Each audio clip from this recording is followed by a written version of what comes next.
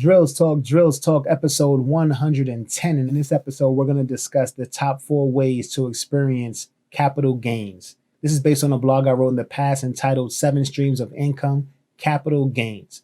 Capital gains is buying something and holding it, it grows in value.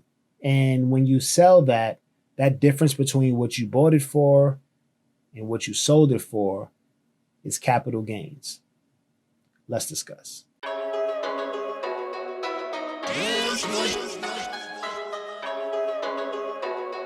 by the great wizard of the new world.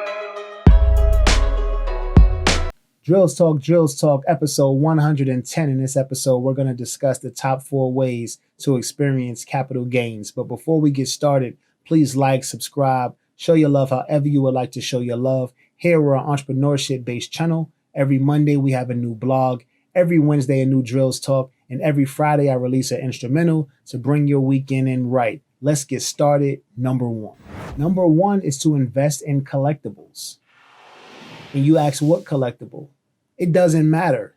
Anything that is collectible and rare and has a following of others collecting that rarity, then it's worth something. It could be as simple as trading cards. It's not as popular as it used to be, but they still sell for a lot of money. You buy a pack and, let's say 5 years from now, maybe a rookie turns out to be one of the best players ever, and their rookie card is now worth 10 and 20 and 30, 40, sometimes 100 times more than what it was worth then. It happens all the time. There's people who collect antiques. You can go to a secondhand store and find some antiques, clean it up, get it appraised, and it turns out to be worth more than your yearly salary. It can happen. It's just about having that eye. What's the eye? Well, the eye is to see something and can tell that that thing is going to be of value. That thing now, it can be anything. It can be a toaster. It doesn't matter. If the person who makes those toasters make a good product and maybe for some reason, some odd reason, they go out of business, and this was like the best toaster, they lasted like 50 years and they went out of business for some strange reason, but you happen to have one in pristine condition, there's going to be somebody who collects that, who's going to want that, and that's a collectible. Doesn't matter what it is. It can be art. It can be, say a painting, for instance, but it can also be a sculpture. And based on that artist and how they live their life, they live their short life, or something tragic happened, or, if they turned out to create another huge piece, but you have this piece that they created when there were no one, that can have value and maybe even more value than the popular piece. You just never know, but you have to have that eye and say, okay, well, this right here, this thing can be worth something. Can you practice that? It's a skill. It can be learned. Number 2. Number 2 is to buy up and coming stocks. Now, this, you really don't have to know anything. It's just about research and maybe digging a little deeper than just reading one article on Yahoo Finance or something. But buying up and coming stocks, say for instance, right now, electric vehicle stocks are very popular, right? Everyone's rushing to, have these 100% electric vehicles and to have them go as far as they can on one charge, right? And I think right now, the highest is like 500 something miles, which is incredible because some full tanks of gas don't get you 500 something miles, but they're only going to get better with better batteries. We're going to have, better mileage. So it's going to be a time, and I don't know how long, from now we're going to be there, but there's going to be a time where on one charge, we're going to get 1,000 miles in one charge. We're going to be able to drive pretty much most of the country on 2 charges. It's going to be great. It's going to be awesome. And I'm not saying we're going to do it as far as, taking that kind of drive, but the fact that we're able to do it when before, when they were pretty new, you couldn't go more than, a 150 mile, 200 mile range. And you know how things progress as far as technology really, really fast. So that may be an up and coming stock you can get into. Marijuana stocks are up and coming stocks. They're being legalized slowly everywhere. And the more dispensaries pop up, the more legal it is, the more accepting it is, the larger and bigger those stocks are going to be because people are going to start investing in them. But if you invest in them, say now, you can have those capital gains in 5 years, 10 years to where your $1,000 investment is worth $50,000 to $100,000.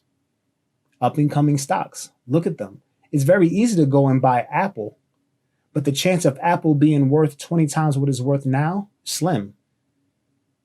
But the chance of this small stock with, it's $5 a stock and maybe only worth a couple hundred million, yeah, that can 10x. That can 20x. So think about it. Up and coming stocks, do your research. Number three is to buy crypto or NFTs. So cryptocurrency, you probably are aware of what it is. NFTs, maybe not so much, but I'm going to explain both. So crypto is a digital currency, either in the form of tokens or coins. Not important right now, the difference between the tokens and coins, but just understand that it's digital currency. It doesn't exist. You can't touch it, right? Then you have non-fungible tokens, which are JPEGs or artwork. And we buy this artwork and it's called a non-fungible token because we have record of us owning that one thing. So let's say that a person makes an NFT and there are 8,000 variations of it, right? We own one. How can I prove that I own this one? Well, it's a thing called a blockchain, and there's a record of a person creating this, which is called minting, and then you purchasing it, and then you having it.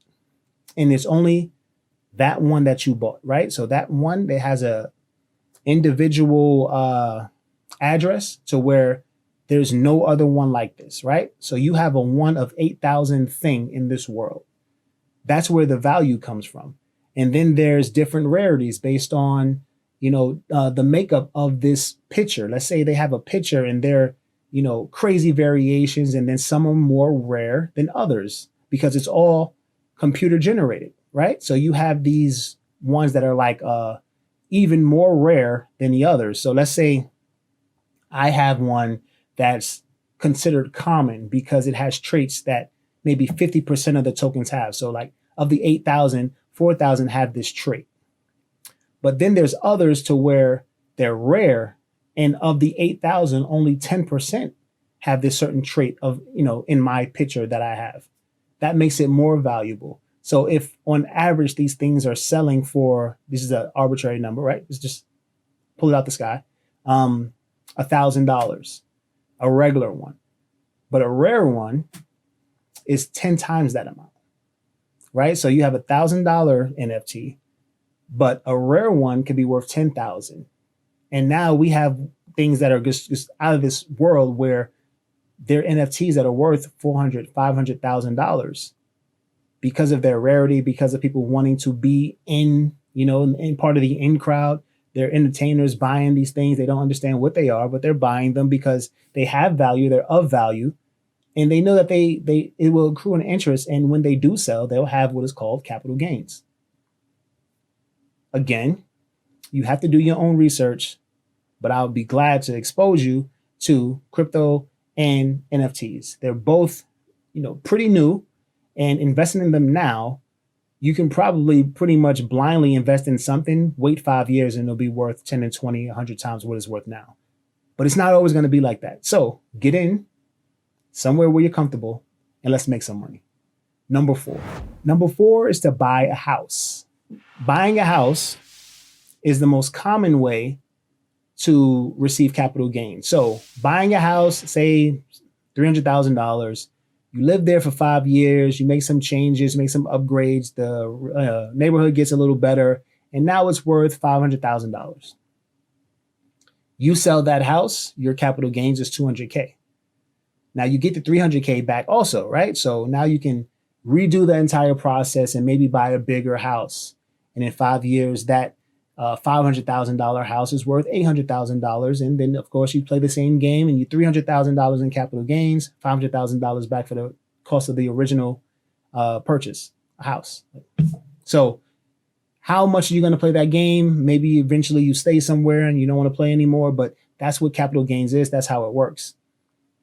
Capital gains can also turn into what we call equity. So then you can take yourself out a home equity line of credit or a home equity loan. You can utilize that money to invest in other things to get more capital gains. And you can just keep on playing this game as you're making money and learning how to improve on this stream of income, because there are 7 of them. This is one, capital gains. So as you know how to play the game and you're utilizing your equity in your home, you can safely take a little bit more risk at a lower interest because your house is basically the asset that's tied to this. So instead of paying, 15, 20, 25% on a credit card or a personal loan, which is going to be, 10 to 12 to 15%, you're going to get a 3 to 4% interest rate because your home is the collateral. So it's a great asset to have. It's a great way to understand capital gains and to be able to invest in more opportunity to get capital gains by owning a home. So hopefully this helped you. Hopefully you have a little bit more insight, and hopefully you got some research to do. Drills Talk, episode 110. These are the top 4 ways to experience capital gains. Thanks for listening. Thanks for watching.